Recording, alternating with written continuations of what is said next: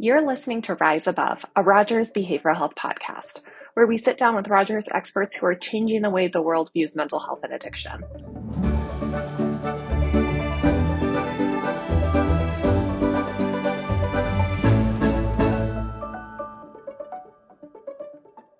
When most people think about the phrase obsessive compulsive disorder, they often attribute it to a fear of germs or the need to check doors multiple times to see if they're locked. But there are some subtypes of OCD that you might not be aware of. And today we're talking about religious scrupulosity. It's a type of OCD that leads to intrusive thoughts about one's faith and unrelenting fear about committing sins. To learn more, we're talking with Dr. Johanna Younce and Dr. Julia Carbonella. Thanks for taking the time to sit down with me today. Thanks for having us. Glad to be here. Thanks for having me. When most people think about OCD, they picture someone who's afraid of germs or is overly neat and tidy. So they may not be familiar with this type of OCD, which takes a religious angle. Can we start by defining what is religious scrupulosity? Yeah, religious scrupulosity has to do with excessive fear or concern. So someone's very worried about doing the right thing in God's eyes, spending a lot of time doubting or worrying that something that they're doing incorrectly or imperfectly could commit sin or displease their God. Yeah, and I would add that that OCD is really a lot more about uncertainty than it is about, wanting things to be just right, like we have the picture of in our minds. And there's so much uncertainty in religion and spirituality because we can't have any kind of proof about any of it. And so when we value religion and its role in our lives, we are going to be more likely to be vulnerable to being afraid that we have it wrong or that we might be doing something wrong because of the level of uncertainty that's inherent in religion. So when someone walks into the clinic and they say, I think I have religious scrupulosity, what would be a common example of what religious scrupulosity would look like?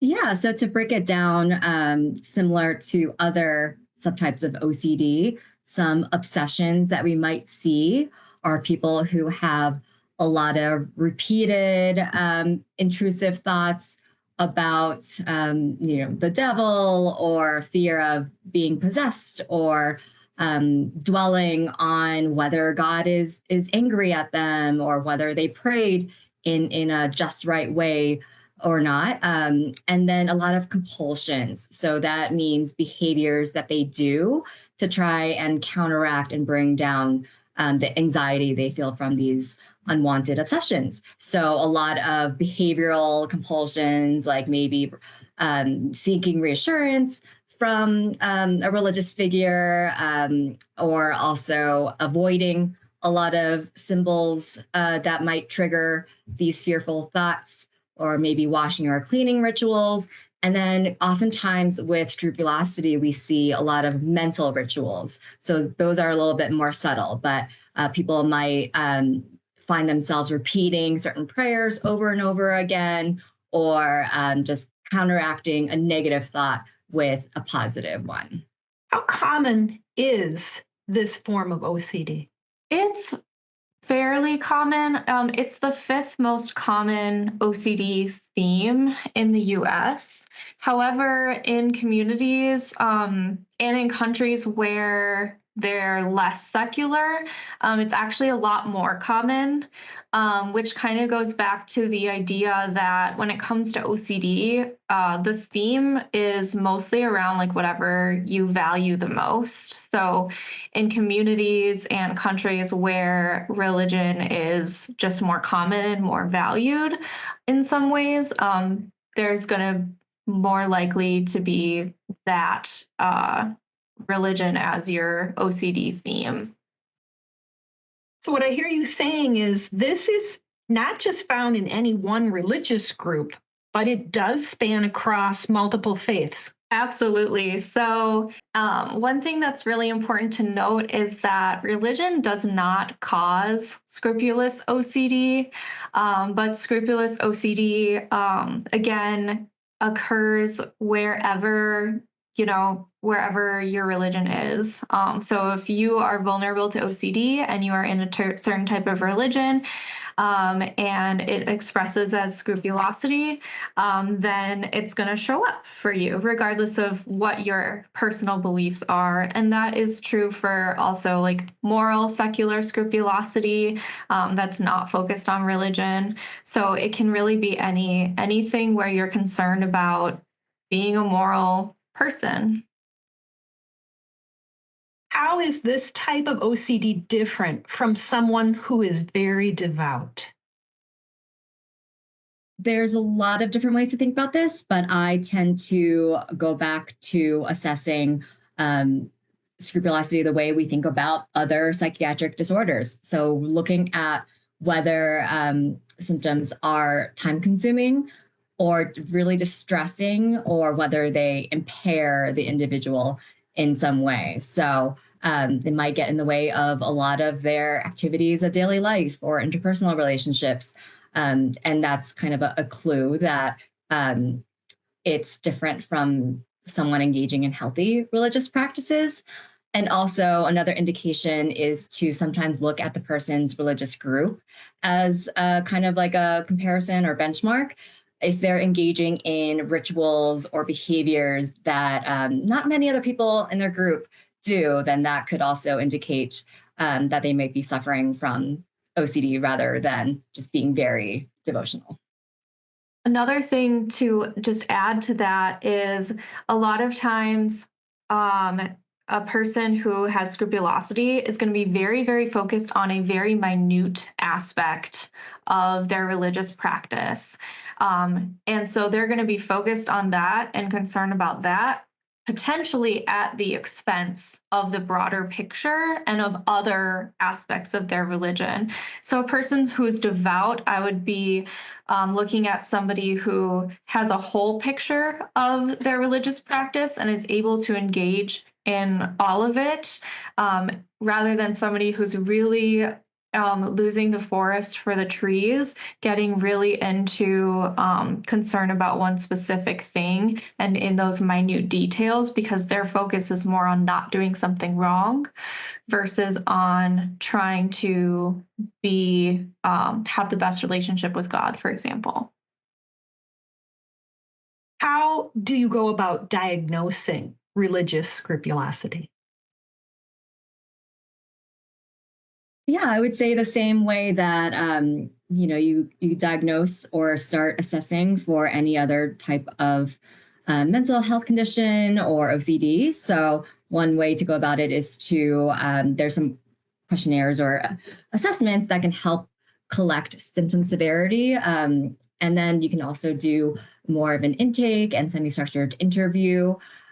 So happy to share more about those resources for those interested.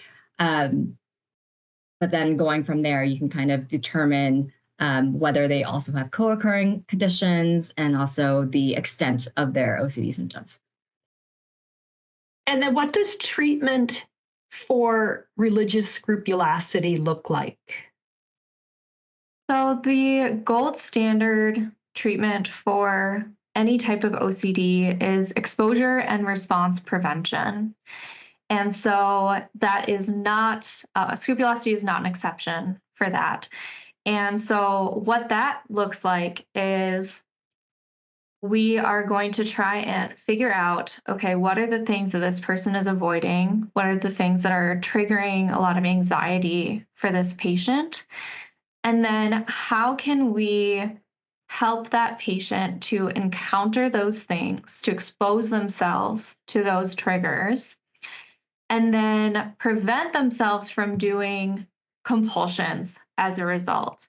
So instead of trying to find certainty that they're not a bad person, or to find certainty that they didn't sin, for example, we're going to be asking them instead to sit with that uncertainty and sit with their anxiety when they encounter these triggers. So they get to practice experiencing those things in their daily life.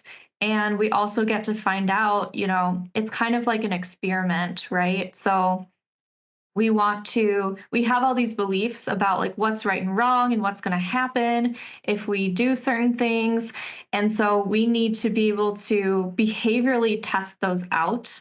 What we find with OCD is just talking to someone about it and telling them like, no, that's not wrong, or like, no, that's okay. The whole point of OCD is that even if, the Pope told you that it was not wrong, you would still be concerned about it. And so we have to teach ourselves through our behavior and through actually testing it out for some reason in order to help that actually sink in. If I had a loved one or a friend with religious scrupulosity, what could I do to support them? Yeah, one big thing is actually maybe counterintuitive to a lot of people. We are generally, we want to support our loved ones by giving them a lot of reassurance and validation. And then that is actually reinforcing a lot of their OCD thoughts and behaviors sometimes. So they might, come to check with you. Oh, like, do you think that's a bad thought? Do you think I'm going to go to hell? Do you think God's upset at me for doing this? So actually what we call that is reducing accommodation. So something that is actually going to help them sit with that uncertainty, like Dr. Younce mentioned, is to kind of name that and be like, oh, I know you want me to give you a lot of reassurance and certainty right now. That's not something I can do. Like, that's an OCD thought. Like, that's something that's really hard to sit with, right? But we can never be sure. And so to kind of understand the cycle of their obsessions and compulsions and realize that feeding into them wanting to seek certainty is not actually helpful in the long run. Absolutely. And that's also not to say that you can't offer them some kind of comfort. You can validate that they're going through a hard time. You can tell them, like, it must be really tough to be experiencing what you're experiencing right now. And although I'm not going to answer that question, I want you to know that I am here for you. And another thing, like if you were to engage in, for example, prayer, maybe it's your partner and you're praying every night, I would want you to maybe instead of praying for the anxiety to go away, we might start praying for grace and strength to, accept and move on from intrusive thoughts without doing compulsions. And that is a way that we can keep our faith in our life as we go through treatment, but doing that in a healthy way that doesn't reinforce the OCD. So I'm hearing self-compassion, kind of undertone there. Absolutely. What would be one key takeaway message that you would like people to know about this type of OCD? So I think one key point is something that Dr. Younce touched upon earlier, that being religious does not cause OCD. That's definitely a misconception. And so just knowing that it doesn't totally, matter what faith you belong to, or even if you're not considered typically a spiritual person, you can still be suffering with this type of OCD, which can be very debilitating. And ERP, or rather exposure and response prevention, is very effective and is very treatable. And there's definitely hope for anyone out there who is experiencing this type of symptoms. I agree, and I would want folks to take away that this is actually incredibly debilitating, as Dr. Carbonella was saying. I think one major stigmatizing view of OCD is that it's just wanting to be neat or things like that. And it's not a preference, right? when we're experiencing scrupulous OCD, we're incredibly afraid that deep down we're like a bad person. And that's a horrible thing to have to live with. And so understanding that this is something that people really struggle with, and it really takes over our lives. And so just having compassion for those people in our lives who might have OCD, and understanding that it's not just an easy thing, and OCD is not, an adjective, it's a real diagnosis. Well, thank you both again for taking the time to talk with me today. Thank you. Thank you. Thanks for listening to Rise Above, a podcast from Rogers Behavioral Health. Be sure to like and subscribe to be notified of new episodes. As always, if you or someone you care about is struggling with a mental health or substance use disorder, visit rogersbh.org for a free mental health screening.